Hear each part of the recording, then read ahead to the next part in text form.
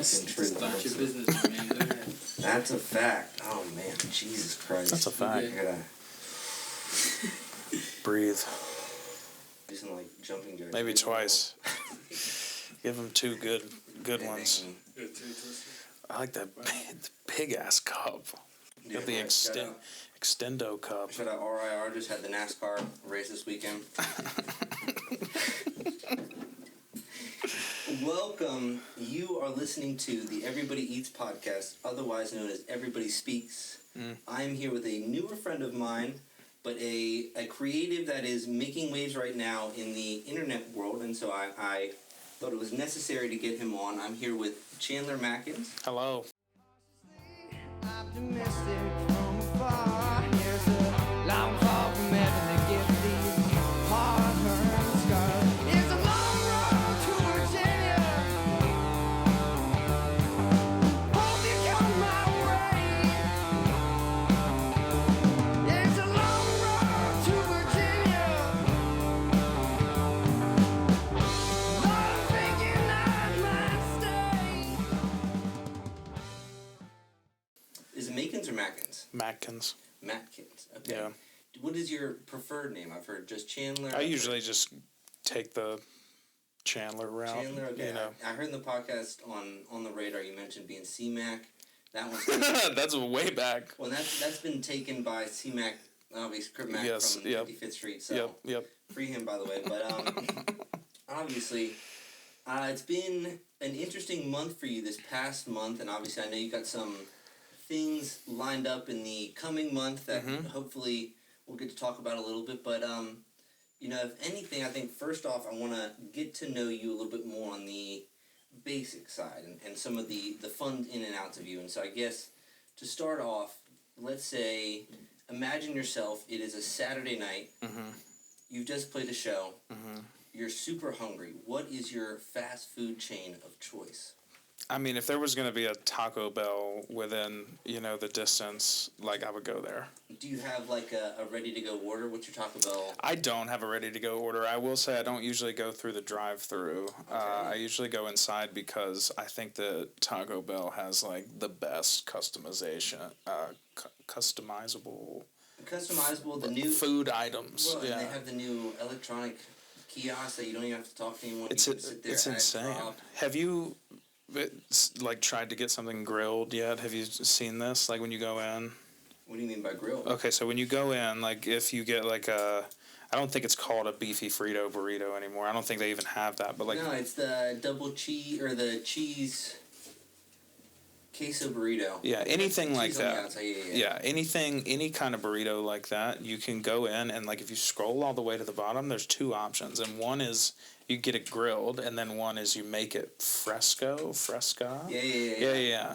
Where they add the stuff to it, but which I don't, of course, I don't do.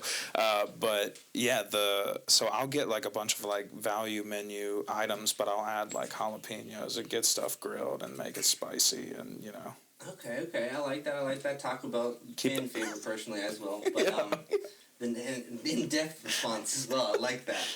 But then I guess the next one here is you've lived in a couple different places: New York, Virginia Beach, Richmond. Now, are you more of a city slicker or more of a beach bum? What do you think? What do you see yourself as? Yeah, so I actually never. I have spent a lot of time in Virginia Beach, but I actually never lived in Virginia Beach. I lived in Newport News when I was a kid, and then I moved around a lot, but all within Virginia. So okay.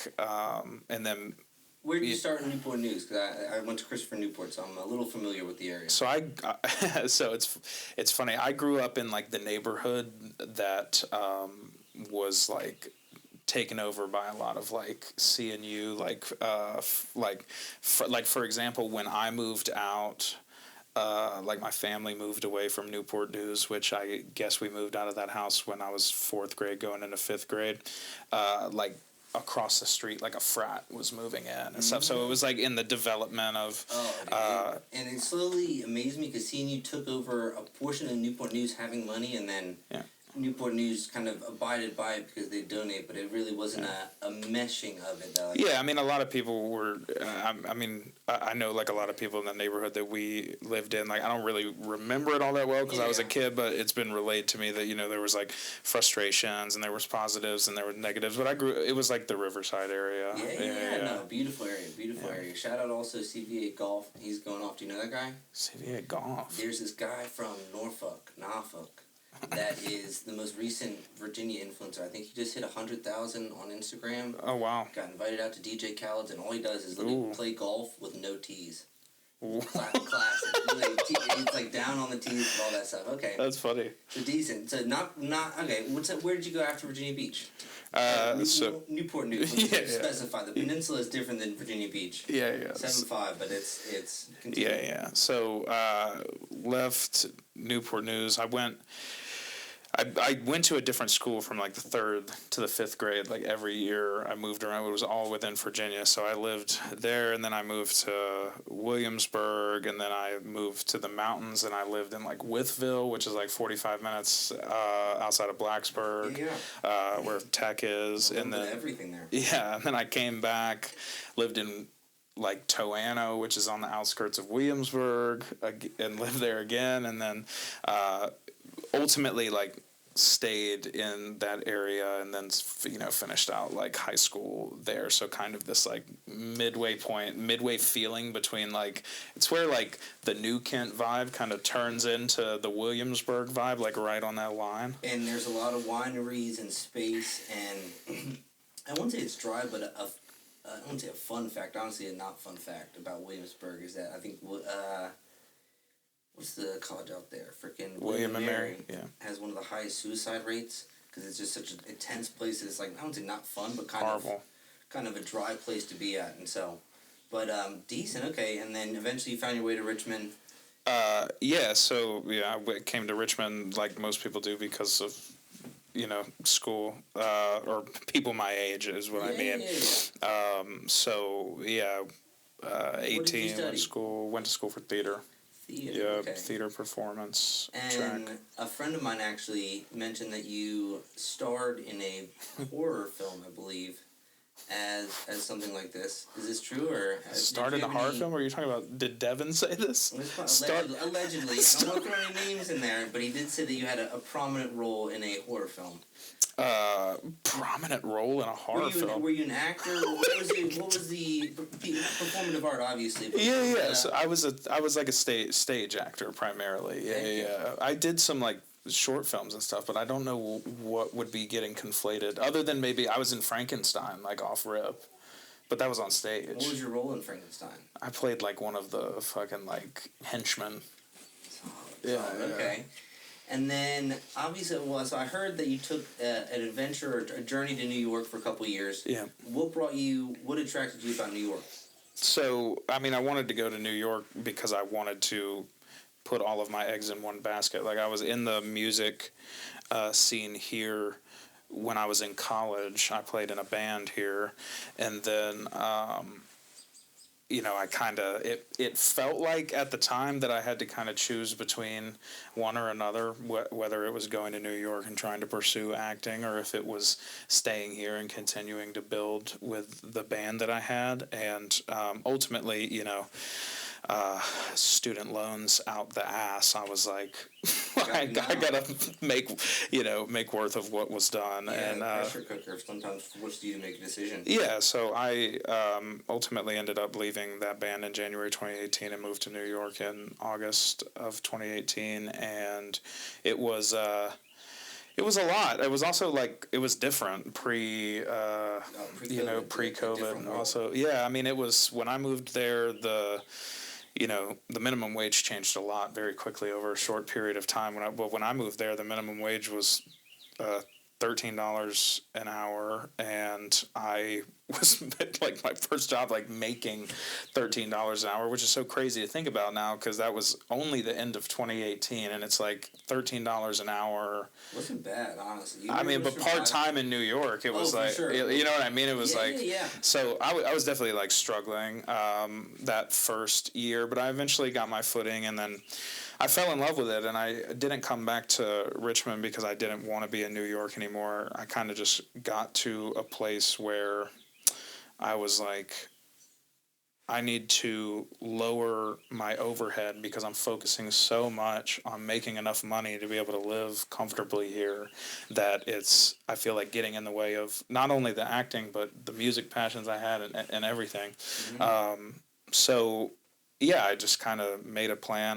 My partner was ready to come back as well, and we were like, city's always here. We're gonna come back to Richmond, where we have a lot of friends, and we know, the ins and outs, or felt like we did. Wherever you move, it ends up bringing the rent prices up. So if you go back to New York, it's gonna get worse. But before we continue, I have an opinionated question, and it's, if anything, I'm gonna whip it out. Okay. But we at Everybody Eats, for some reason, I didn't know that people had opinions about this. Yeah. Do you have a preferred ginger ale? Oh, this is so cool for me because I love ginger ale. Canada Dry, Seagram's, or Schweppes. To be honest, they're all ginger ales. Is there a right answer to you? Well, and that's what I didn't realize. I didn't really have an answer, but I find out a lot of people have opinions on it. Whether I'm tapped in on this. Oh, well, don't tell me. I'm curious what it. No, I'm a Canada Dry guy, 110%. Comparatively, Seagram's is ass to me personally. Yeah. Schweppes, I don't even. That's like they hide it in the back of the fridge at like the bodega. It's like I don't even that's the first time I've seen a can of Schweppes in like years. I feel like I've usually seen the 20-ounce can or like bottles of Schweppes, but I agree with you. For some reason, I feel like a lot of the OGs are people that are, I wouldn't say, I do have an opinion in that Canada Dry I think is better. I've had it more, but no, I didn't have like a charged up opinion, and then I've had people tell me a little bit of everything of like, oh, fuck Seagram. The flavor profile of Canada Dry is insane, and also like they have thank you so much. Please. They have so many different kinds of Canada Dry. No, and that's, we got dark with that one, and literally speaking, got the black cherry, got all these different flavors, and Martin, who's non-alcoholic, absolutely might be drinking too much soda, but that being said, cheers, brother. Cheers. Welcome to the Eagle's Nest, as I call it. We're fucking tuned in. Everybody Eats podcast, otherwise known as Everybody Speaks. I am your host, Ray. I'm here with Chandler. So decent, okay. So a little. Can you? I got the decent thing. Oh, whoa. Do you just say that? A little bit. It's like a excited term. Sometimes it comes out. It is definitely a product of watching too much Trailer Park Boys. Okay. And so I was assumed it was like a media thing, or attached to something like that. Yeah, no, and it's a goofy one because it's like a. He says it a little different, where it's like a decent, and mine just comes out. I've heard people be like, "Are you saying descent right now?" And I'm like, "No, I'm excited. It's fucking decent." But it comes out. I like it. I'm not. I like it. Week, I've definitely been experiencing a lot more like, I wouldn't say subconscious phrases, but like decents come out. I'm getting excited. I'm just like blurting out whatever comes to mind, and so. Cool. I appreciate you calling. It's not a bad one either. It's like it's expressive. It is. It like makes sense like contextually in a lot of contexts, and like it's like.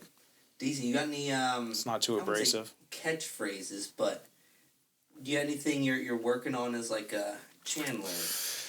I do have a lot of like saved like sounds that I do in songs and stuff. Like I cough a lot, and I've kind of like created like a signature cough, that like much like the Lil Wayne little flick of the light. Yeah, you like have to have those sound bites that can be associated. Yeah, like in between, like if there's like a break, like there's like a lot of the times, especially in some of my recent music, because I've just gotten very like I used to rap like so fast, and I think that like. As I got older and more confident, I started to like lay back. So there's a lot more space in my songs now. So if there's like I'd use ad-libs like a part of the production, now. No, for sure. It was interesting because you mentioned that in the last podcast on the Radar, and I noticed and I listened to the entire catalog before this as well because I was not even wanted to like hear it all, but just had to experience it and get a flavor, and it definitely has, as corny as it sounds, like a Southern, but it's a slower pace where there's less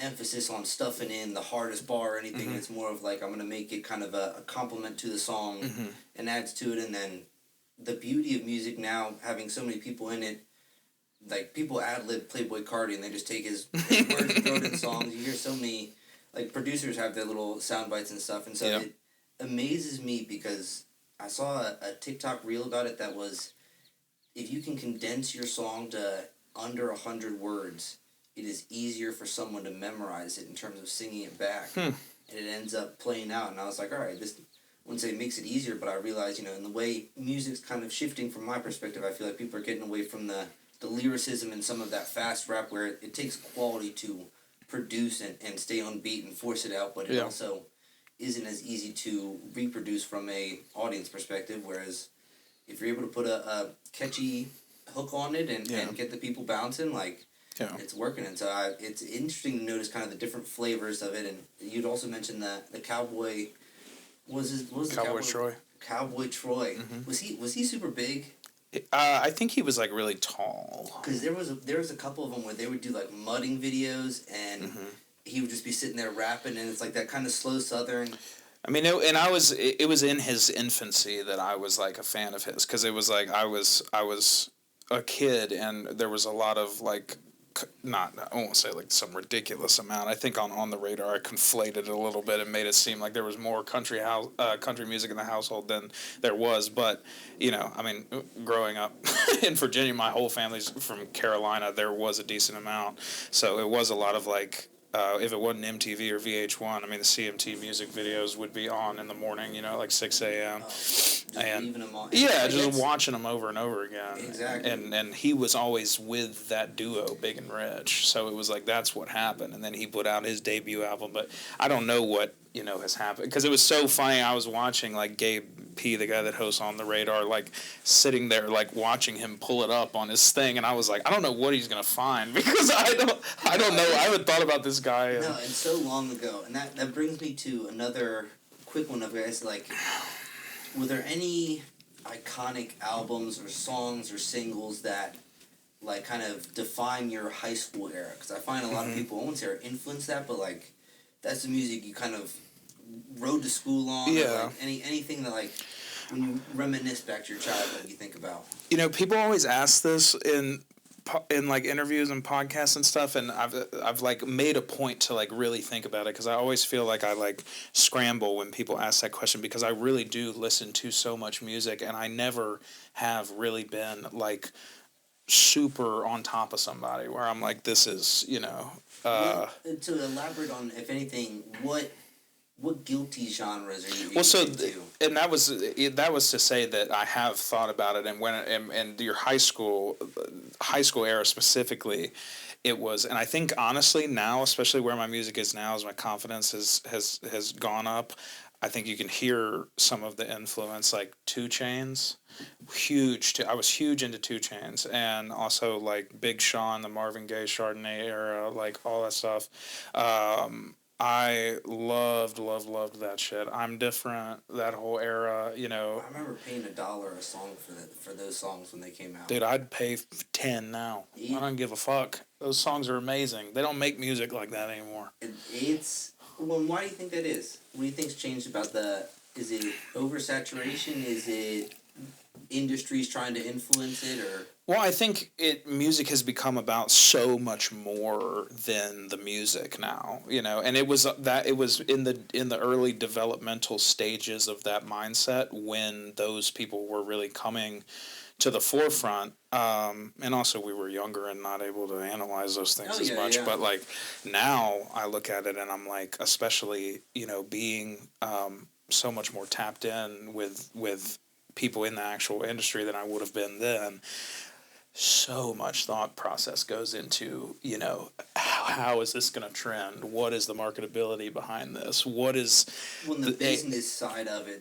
What is it's from the top to the bottom, and there's always like people scramble to put together a game plan because something resonates in a way that they didn't hear it before. They're like trying to figure out what's going to resonate with people before they ever even write the song half the time, which is, that's very different than it used to be, and it's not that way with everybody, but if you're trying to like get ahead, like as a new artist, especially an independent one, you do kind of have to play the game. If you're already established, it's a little bit different. No, and definitely, I think, as you mentioned a couple points that I think, as you mentioned, moving from New York to Richmond was kind of an overhead move, and it's like, obviously the creative scene is in Richmond, but creative scene in New York and media analysts, all the media there is much hyper than Richmond, but the affordability of it, and once you commit to being an artist and how you're going to survive as an artist, it turns into a much different game of kind of maneuvering yourself as a business. How much am I spending on travel and all these things and creating that, and it's definitely, I think, a newer portion of this game that and I wouldn't say an online business, but like in creating Everybody Eats, I was like, if I just attack it and make a big social media page, people will know that we're credible enough. And then now, a year later, we're doing more and more, and it's kind of a business to it that if you're able to elaborate, I guess, you have a very interesting mind when it comes to the business, and I'm curious what kind of drove you to, or was there a point where you committed to being a full-time artist, and are you a full-time artist now where you're paid? Obviously, you're doing very well on the online, so I'm curious, you mentioned the monetization, that whole world about it, and so I'm curious. Yeah, so, and I also I want to say, not to backtrack, but when it comes to Richmond music scene, I also don't, ever want to make it sound like, I didn't even want to come back to Richmond, because that's definitely not the case. I love the Richmond music scene. It was extremely hard to leave the first time, and if I do leave again, it'll be really hard again, because it is. I mean, I bring people here from out of town, like it's happening. It was funny to me because at your last show, I ended up meeting this random girl, and she's like, "Oh yeah, like I originally from Washington, and then I live in Fredericksburg, but like I decided to come down to Richmond for the weekend to come see Chandler." And I was like, "This girl is actually like drove from another city." For the people that don't know, 95 is a bitch, and so at least an hour out of town to come see you. And I was like, all right, like there is. I mean, both am I dancing first off, but then there's a social pull of like people are coming to see this. It resonates, and I mean it's. But also the artists that come in too are like Billy Marchiafava. I brought in back in October from Chicago, and he's like, this is like, you can tell when you go to a show here, it's not like every other music scene. You're like, everybody knows each other, and the venues are so, it's all so professional and a well-oiled machine. I mean, it's such a big part of the culture here, and and to people that especially come from like more like like places like Chicago and New York. I mean, these are just places that they're massive music scenes, but like this, like when you're a part of it, it like has the feeling of this being this massive scene, but it's really not the most massive scene, but it operates like one because the influence is so big, especially post, Lucy and all of these people that have blown up throughout here, and now the resurgence of Nicholas F. and all of the eyes coming in on all these different genres, so it's happening, and it's what amazes me is that it has that kind of massive thing where like the people, you walk into a room and you see some of these guys that are Nicholas F. is a great mention because he's fully coming out of the cage and bringing it back. But I went to a rap battle this weekend and dapped him up, and I was like, yo, man, like, I got some ideas. I'd love to have you on the podcast. But I was like, this is wild for me to be talking to someone of his stature, or even a Radio B is another one. Yeah. Noah, there's all these legends that it's somewhat inspiring because I feel like Richmond doesn't have the infrastructure where it's like, oh, I can go apply to a so-and-so media group and they're going to put me on or something. It's like you're able to survive here and provide for yourself, make your own way, survive in a scene. Yeah. I'm not saying you get exposed, but it's like there's it truly shows that you are able to survive by yourself as a business entity or anything, because we're not having the funding of people throwing, hey, I'm a marketing team, I'm going to buy you out, or offer a percentage contract or something. So, but I know I totally derailed that question that you asked before. But I rambled. but to answer your question from before, remind me if I'm missing part of it. But back in July, I quit my job. Okay. Yeah. So since July, I've been doing this. What was your job?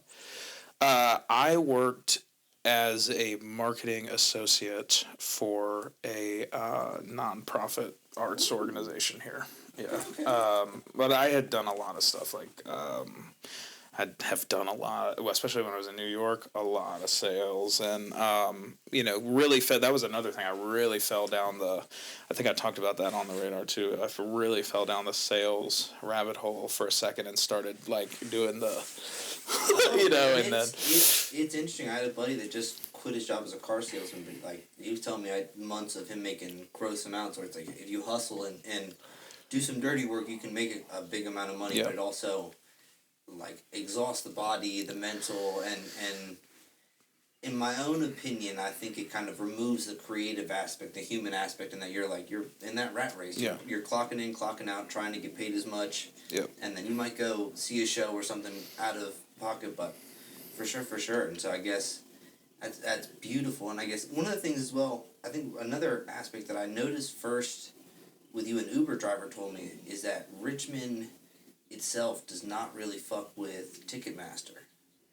And I think a bunch of venues are getting paid more money in pocket by using Afton is the one I think you're using, or Nicholas. Afton would have been, but I think Boombox uses Afton. And then there's a couple other ones that I've seen floating around that are much more personal, and so it's interesting because Richmond has defined its own scene and then also maintains a certain. It looks out for itself. Individualism that it's like, if no one's gonna look out for me, I gotta kind of do it myself, and so it's the scenes that are here are beautiful, and so it's crazy. And so I guess you mentioned in that podcast, I guess, do you have anything you wanted to? I asked so many questions. No.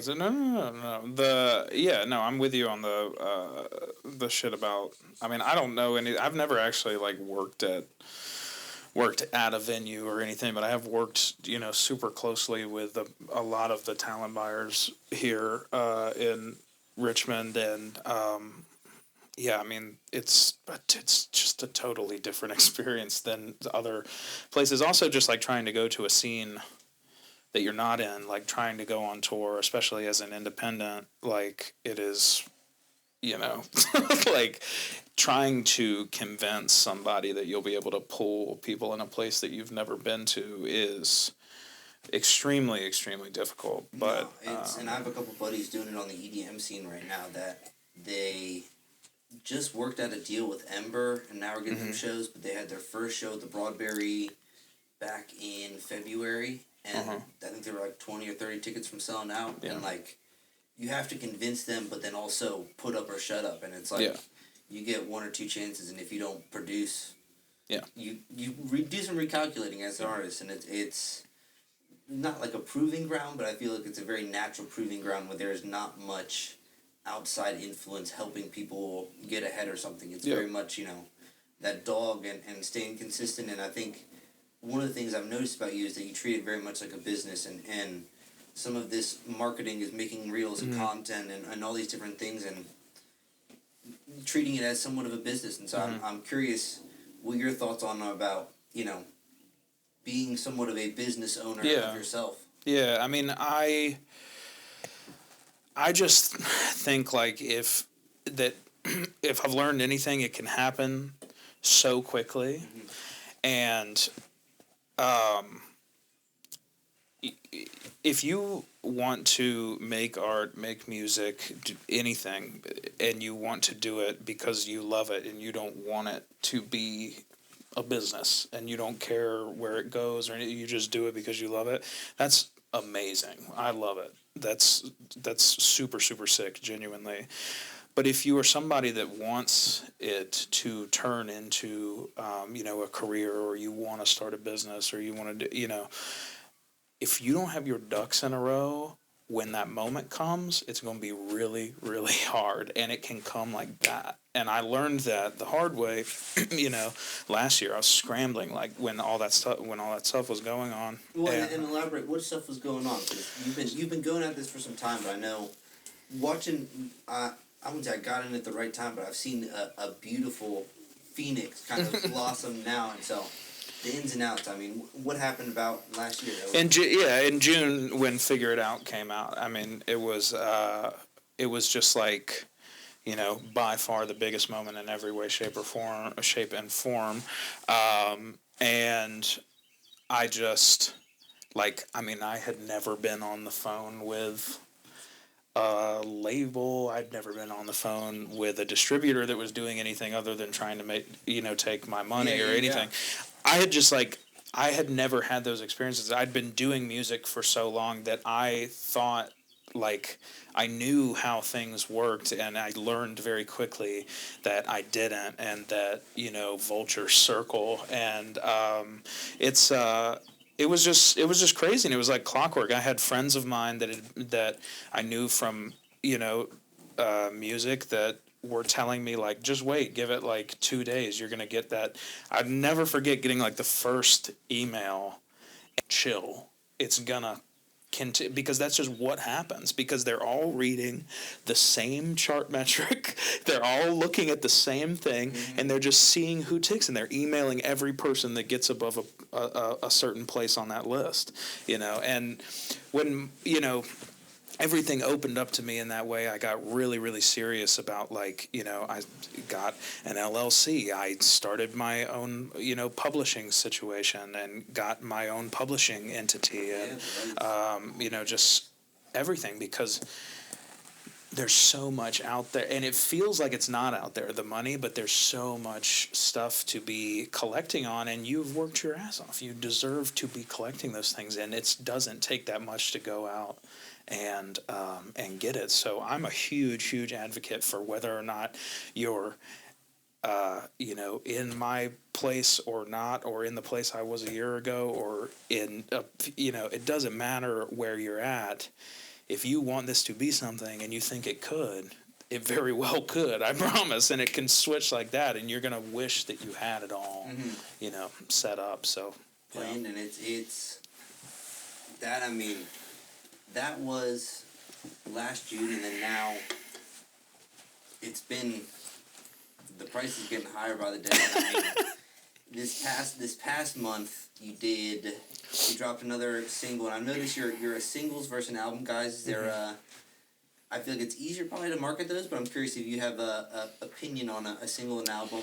I think albums are awesome, and I would love to make an album one day, but also all of this stuff costs money, and pretty much everything that I get at this point goes back into it, other than the money that I use to, survive and take my girlfriend out here and there. Excuse me, that ginger ale, son. Whew, good thing it's not a bold. No, it's sharp. But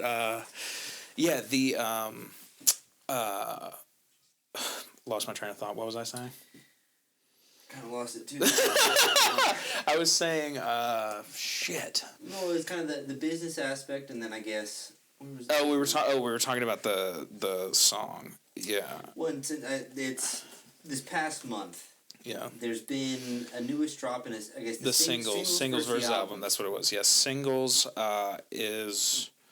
Singles you can stretch, in my opinion, and I like to have everything be like its own little vignette, and if I'm going to do an album, I want it to be very conceptually pleasing, and I want to have not only the funds to do it and do it right and have a proper rollout, but I also want the trust of my fans, to do something that I want to do 110%, and all of those things. That's different, and it's especially. I would hate to make an album and it not be one of the things that pops. I'd rather like be at a place where I'm like, okay, every song that I put out is doing this, which means the album will do this, and I'm okay with the album doing that.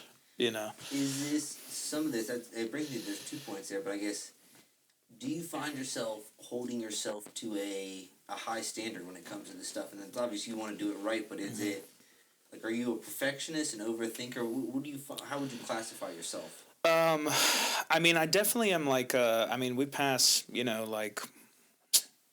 I think the song that comes out on Friday, we did 6 mixes. You know, 6 or 7 mixes. So like, I would say that's probably like an average for an independent artist. From what I hear, I feel like most people probably do like 5 to 8 usually on a song, between the masters and all that stuff. But like, I mean, I make sure there's nothing I don't like about it. You know what I mean? Oh, it's for like sure. it's like, well, there, you know, Do like, you have, is it do you, perfect? I mean, like a test? Like, I've heard of some people doing like The a most dance test, or the most important thing is, what does it sound like on your phone? Not in the headphones. What does it sound like on the phone? and it's Coming out of the phone speakers. It's interesting you say that, because it's definitely, we're shifting. I feel like in the realm of music now, especially with TikTok and Instagram, Yeah. magnifying the really, they only want the catchy parts of a song. But Yeah. one of my favorite things hearing about Astroworld was that they produced everything, and then they literally went to their car and just blasted it at like full volume, just to get that energy of like, all right, we're going on a blunt cruise with the boys. Like, how's this sound? Shit's blaring and stuff, and so.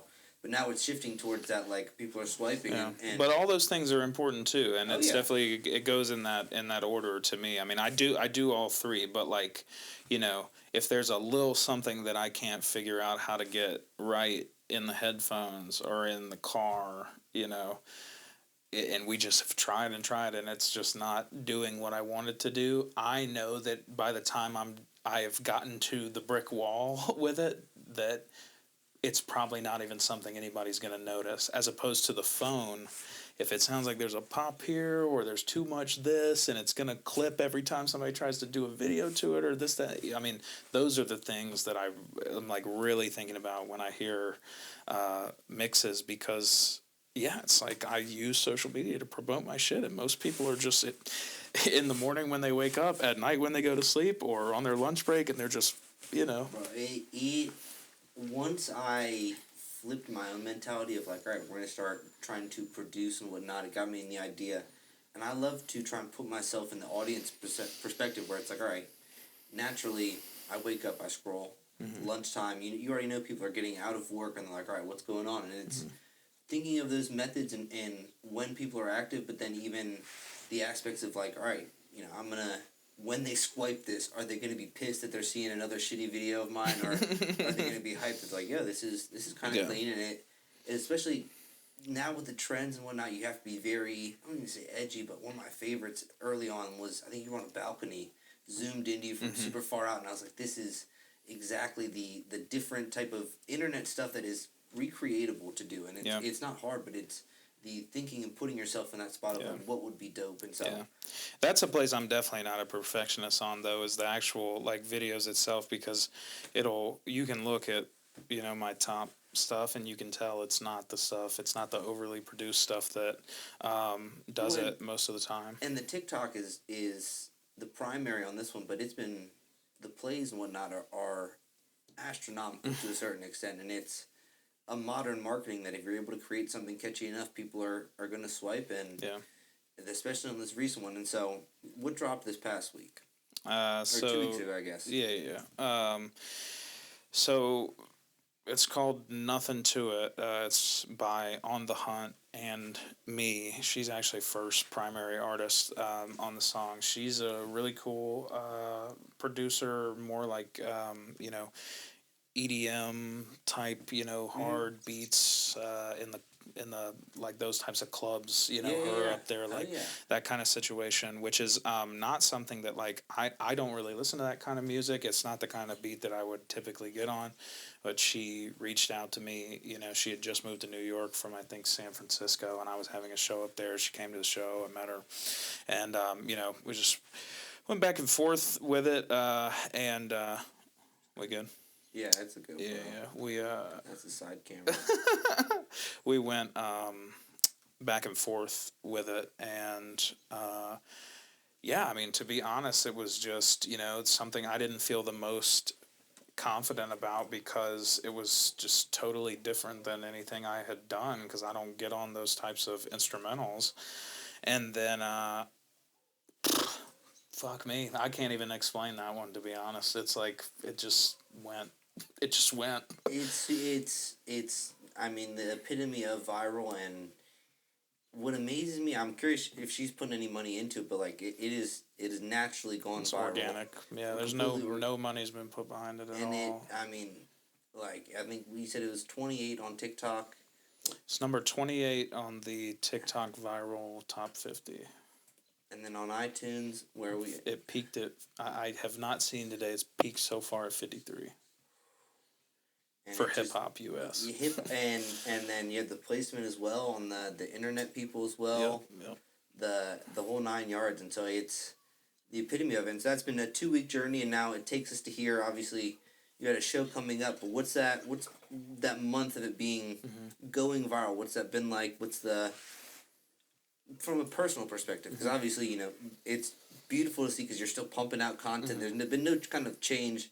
The story, I get a little bit of a flavor of like seeing those numbers and stuff, but from the artist perspective, what is it like to kind of open your phone and it's going crazy? I mean, it's what you want. I'll tell you that for sure. And it always, for me at least, I mean, knock on wood, it tends to come at a time when, I've plateaued in a way that really starts to get to me and get to my confidence, which you really shouldn't let it do, but, it's unavoidable in those moments, so... It's human. Especially being an artist, it amazes me because you have to push yourself to a point where it's not like a put up or shut up, but I found my own self that, like, when I'm the most frustrated or anything, it's like, all right, like, I either have to go do this shit or, like, I'm gonna put my tail in between my legs and like keep being a little bitch about it. And so it's very interesting. And then as you're doing beautifully, and it's the product of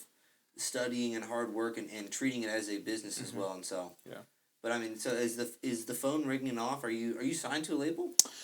So I'm with a company called Not Fit for Society, and my managers work for them, and they Great name there. yeah, it's great. They work with some really cool people: Tizo Touchdown, Ellie Duhay, and a handful of others. And so I'm more with them. I work hand in hand with them, but we move very independently. They I've seen control of the creative and all that. The patterns that you've used. I mean, what I love very much about it is that there's been a rise, but you've kind of brought a lot of the same people. I've seen Lunch Special on a bunch of your stuff. That's the homie. How do you pronounce? I think Felair.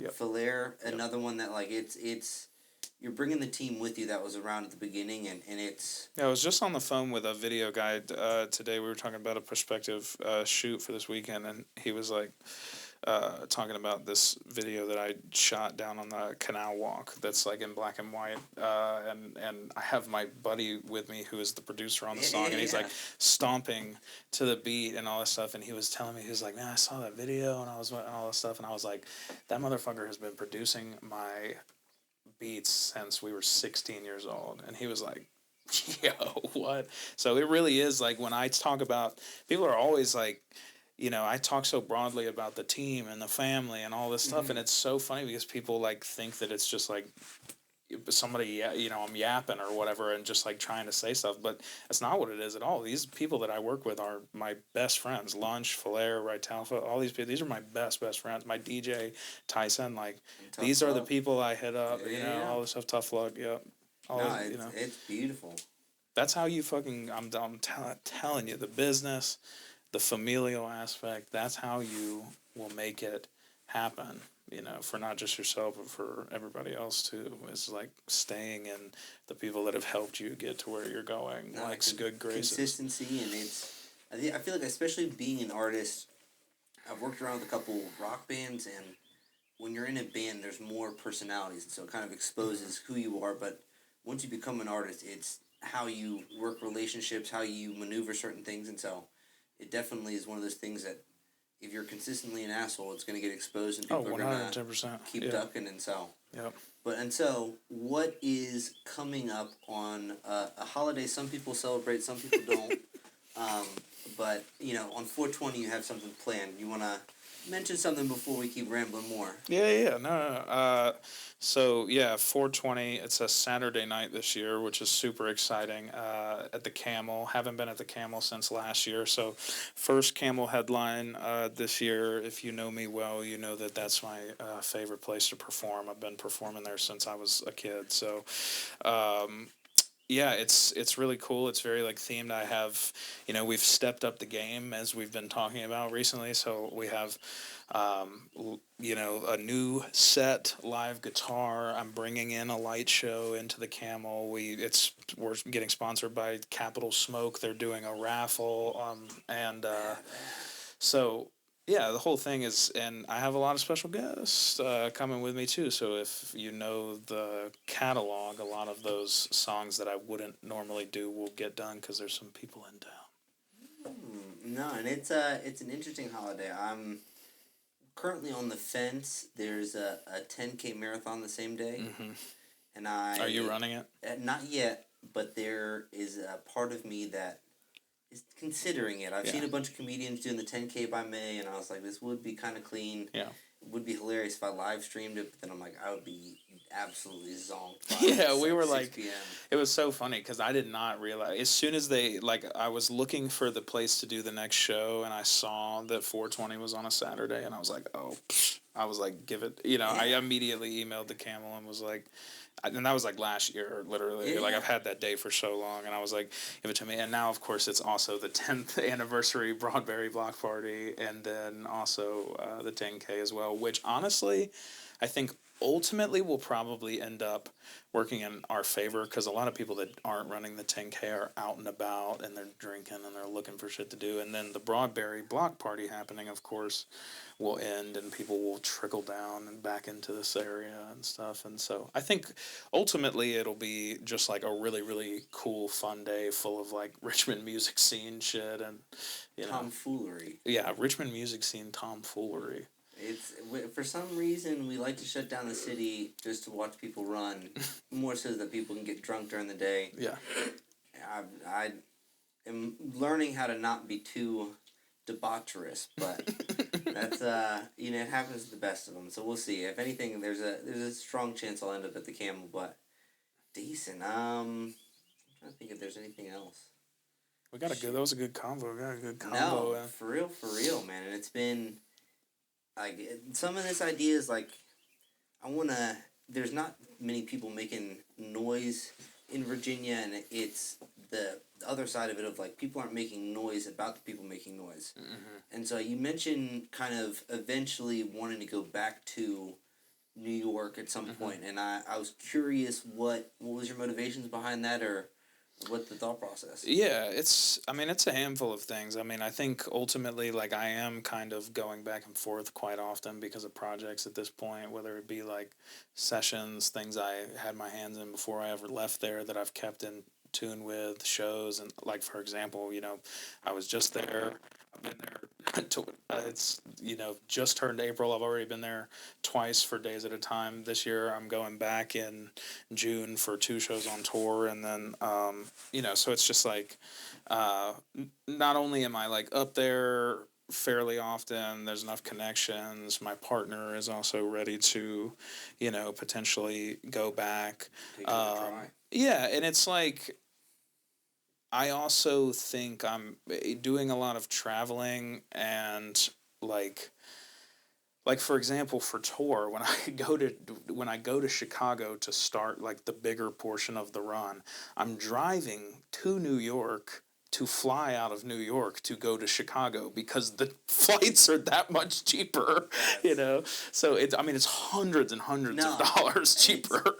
I had to do that once. I drove to Charlotte to go do a flight to California, and the 4-hour drive from midnight to 4 a.m. got there for the 5 a.m. flight. Yeah, it's so there's it's a lot of stuff. As much as I've always said, especially when I moved back here, I think that New York to be honest, really isn't all that much more expensive. The temptation to spend money in New York is so much higher because you can't walk out your fucking door without spending $100. No, in fact, and that's parking and all those a lot of little things, and it's especially now seeing what's happened in Richmond, especially with there being a surge of people coming down here, more demand for housing.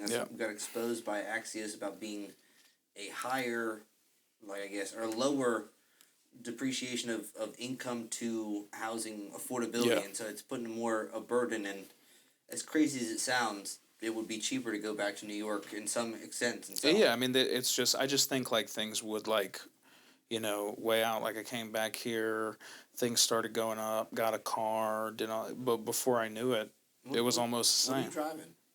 That's a Hyundai Venue. Yeah, it looked practical. I like that. I like a little, it was so funny. I saw the green online and it looked like shit, and then I went and I saw it in person. And I was like, I was like, nah. All right. Yeah.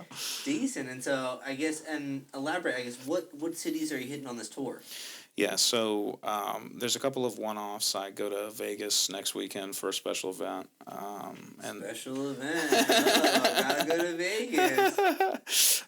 Yeah, we're doing Vegas next week, and I'll come back. I'll do Richmond, and then I have a lot of sessions going back to the studio to make the music that I will put out this summer, because I'm doing the last song that I recorded in the last session from last year will come out on Friday. So I got some shit to record for releases during the summer throughout May, and then at the end of May I leave to go Chicago, 2 shows in New York, Boston, Hartford, Elizabeth, Philly, DC,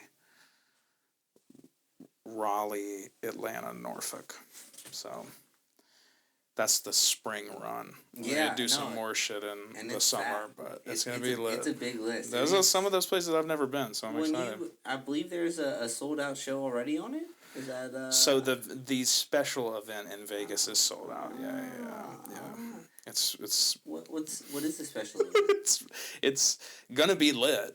You can actually I will probably put the link up. It can actually be streamed. It's there is a award show called Cheer Choice that is run by like a big nonprofit organization, and it is at the Palms in Vegas, and it is an award show celebrating positivity in social media. So go, man. Yeah. Exactly. That's beautiful. So they have a daytime party at the pool at the Palms that I will be performing. That's sick. That's sick. And also the positivity aspect too. I love that. Oh, it's sick, yeah. That's wow, dude. And how do they? I mean, are they going to give you like a slime award or anything? Are you going to get like a? I don't know. I don't know if there will be any. I mean, I know that it's a whole. We're there the whole weekend, so it's like a whole weekend of like interviews and conferences stuff and like stuff like that. But keynote speakers. Yeah, a lot of like collaborating with other creators that'll be there and stuff, and like a bunch of so many random people just. Like if you went through the list, you'd every 10th or 15th person, you'd be like, oh shit, because it's just everybody from TikTok, like all these people. So it's kind of fun. It's interesting to see the world work now, where you put all these people in the same space that have followings, and to a certain extent, some of them are creatives. But I'm curious because now that you're gaining the credibility of being online, I mean, you're a human, which I love, but online. If someone were to pull up, it would appear that you have some fame, and so I'm curious now that you have online clout. Is there anyone in the music industry that you want to work with? Have dreamt of working with? Would be an honor if they reached out and were like, "Yo, let's collab" or something. Is there anyone that's like, I wouldn't say God tier, but above, like a bucket list kind of guy? I mean, there's so many people that like. I would love to work with, but like I don't know if we would make the best song. It's like I have so many like people that because I don't listen to I do listen to some, but I don't listen to a ton of the people adjacent to the type of music that I make, which is the case for a lot of people. You know, you have like a niche that you've built out, and you have a talent that, but that might not be your favorite, you know, subgenre of whatever music you're in. Work out to. Yeah. So, but I mean, Smino is my favorite artist. I'm a huge Smino fan. I love like conglomerates. I'm a big 99 Neighbors fan, Griselda fan. So I love all that. Like, you know, like I That would be an interesting one. Benny the Butcher and Chandler would be a... See, that's what I was about to say, is that like I would love to do something like with Benny or Conway. That would be that would be crazy. Ad-libs on those are some of my favorites. That would be super crazy, and that would actually probably be pretty good. When it's what blows my mind is that, like, now that I'm diving into the media world enough, I just met Noah O, and you know Noah? Mm-hmm. I got his post right there, but of all things, he's got OG connections to New York and has done some things with them, and then they came down and put his show at the National, stopped by the store, picked up some merch from him, and I was like, Richmond has that accessibility where, like, this is a small brick-and-mortar shop on Broad Street, and big-time producers and people are coming in there to network and meet people, and so it's, as crazy as it sounds, it's not the craziest thing to put that out and manifest in the world, so that's dope. What type of, to keep on that train, any bucket list items you have as an artist, as a musician, of like, you know, I want to get a private jet, I want to, you know, anything you're, not even, you would know you made it if you did such and such, anything you got? Yeah, I mean, I would love to, like, be, I mean, this is so far down the line and, like, something that only happens to the most elite, but, like, I would love to be able to, you know, go on a tour and be able to bring, you know, my partner with me, my family with me, my friends with me. Like, I just want to get to a place where, like, not only am I good, I'm totally fine with getting by as long as I get to do what I love, but I would love to get to a place where, like, it is never really a question whether or not I get to bring the homies with me, whether I get to bring, like, where it's, I can just say, come on. You know, like, that is such a dream of mine, because I have a really, really close friend group that I've been friends with for so long, and I'm very, you know, my family's very tight-knit, you know, and stuff, and so that's probably my biggest thing. For sure. Yeah. No, and that's a noble driving feature of, I mean, I've been watching a bunch of Sean O'Malley in UFC, and, like, he brings all of his boys around, and they're just idiots. Like, a couple of them, one of them literally just works as the barista at their, like, gym. Like, all right, bro, like, you got a job now, he makes a decent cup of coffee, but that's great. I mean, it's definitely the goal of everything. If you can just have a happy life, be chill, have enough to afford it, and I mean, shit, at this rate, you are definitely on the path there. I hope so. It's been beautiful to watch you take that path to fame, to greatness, to eliteness. Honestly, I like that word. It's very much the most elite. You know, once you dedicate and put that time in, it comes out in the right ways, hopefully, but it takes a little bit of trust to put yourself there, and so. Yeah. We won't have not worked for it, which I am, you know, that's why I feel comfortable saying that, because I've been doing it for so long. It's such at the same pace that, like, this feels very, like, I don't feel bad when I say I'm, like, yeah, I mean, because I'm like, we're not a Cinderella story. He hit 33s in the beat Kentucky, but we're not a Cinderella. It's like, you know, when you put in the work in the gym and do the hard things, and I mean, COVID obviously changed the game, but it sounded like you kind of learned the internet game when it kind of changed in that. For sure, I had no choice. Yeah, I was locked in my room, and I had all this in my head that I couldn't, like, do anything with anymore, and I was like, you know. No, and it's mentioned, it's interesting, because I find myself, I call myself kind of like a hyper consumer, all of those things, and now that I've started to change it into, like, not even learning, but I'm, like, super analytical, not even narcissistic somewhat, but I'm like, oh, like, I could do this, I could, you know, I love this angle, but, like, let me put it in my own brain, but it shifts into a whole new world, and then now the world is shifting to that internet world that's somewhat what our brains, I wouldn't say want, but, like, it's it's becoming bad when you're on the phone for 3 or 4 hours a day and being goofy, but... Yeah, you don't want to see my fucking screen time. You don't want to see it. I've been bad lately. There was, when I lost my laptop, I was editing on my phone, and it would be hours. And I was like, thankfully it's telling me it's creativity rather than, like, other stuff, but I'm just being... You're not fooling me. No, not at all. I haven't moved in a couple hours, man, so... But no, man, this has been an absolute pleasure. Yeah. I'm trying to think if there's anything else I need to... I don't know. Want to touch in? Anything you wanna say to the people? Hope I see you at the 420 show. It's going to be a blast. New song out now, probably, because that shit ain't going to be out. This ain't going to be out on Friday, so... Audition out now. Okay. You said, what's dropping on Friday? Audition. That's the name of the song. Can you use it in a sentence? Audition. Y'all subtract, but you don't do addition. Ooh, okay. And I am intrigued. I cannot wait for that. That's gonna I'll send it to you. When it's, I mean, we'll see what happens, where the world takes us. But I'm curious: is the 420 party a herb-friendly event? Will there be smoking at it? Will there be? I tried. The Camel is a non-smoking. Understandable. They have the smoking section outside, and so it'll be. Yeah, like when I was doing the raffle, I was like.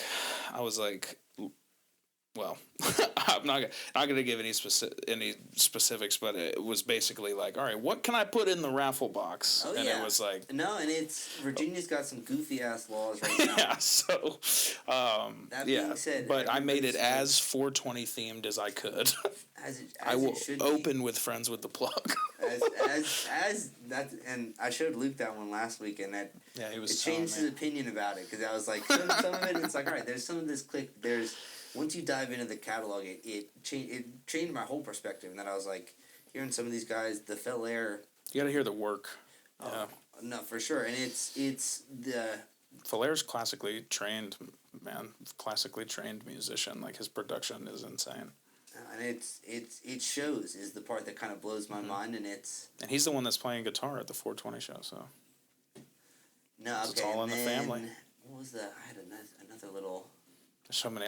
Almost every song I have is with somebody, because I just like collaborating. Yeah, I don't usually make songs by myself. It helps expand, and it's a somewhat of like I mean, as you mentioned, having that team aspect working together, and so it Everybody Eats. That's the epitome of it. Mm-hmm. Shit, Chandler. Well, no, it's fucking goddamn thanks. right. You're goddamn fuck. Someone said that shit. Shout out our sponsors. We don't have any, but you know what? Speaking of sponsors, I know you got a couple sponsors. Where can people find you on all of them? How do they find more about you? I'm at Chandler Matkins across every platform. That's just my name, Matkins. My artist name is just Chandler on Spotify, Apple Music, and everywhere else. And yeah, check the link in my bio. Everything that you would ever want out of me is there. It's been beautiful to see the growth of it and all this, and I mean, a year ago, to imagine I wouldn't say like the crypto rise, but it's you're shooting up, and it's only going to go up as you keep emphasizing that consistency and all that stuff. And so I'm overwhelmed and overjoyed that you joined me today, and I can't thank you enough, and I wish you the best, man. I appreciate that, though. Absolute respect, brother. Appreciate you. Yeah, man. Everybody eats. Damn, fucking took the words out of my mouth, man. Hell, like, you say I'm Chandler, and I haven't thought, like, should I say Everybody Eats podcast, the Everybody Speaks podcast? I think it's fun. I think it's funny if, like, guests say, like, I'm Chandler and Everybody Eats is kind of just funny. That's kind of just funny, no, honestly. For sure. Well, and that's where, like, there's portions of me that, like, when you put the podcast and stuff at the end, it's like, that's too much, but it's like, I'm Chandler and everybody, that fucking rip it, right? Look at that guy. Stay deep into it. Damn. Ooh. I'm Chandler and Everybody Eats.